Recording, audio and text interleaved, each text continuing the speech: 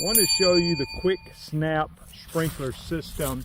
And this is already installed, but it's a way to basically get irrigation on your property without having to put in a full irrigation system. So you see it buries in the ground, looks a lot like an in-ground irrigation system, but it has a connector that comes above the ground, and these adapters here where you can just hook it up to a standard garden hose. You can get it in a 2-pack or a 5-pack, and I'm going to show you one that's already turned on.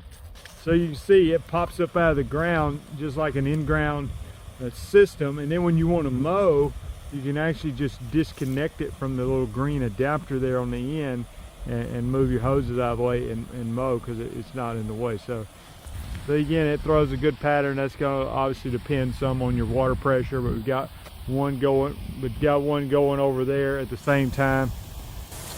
So there it is. If you want to see what it looks like when it's working, pretty cool invention. Hope the video's been helpful for you.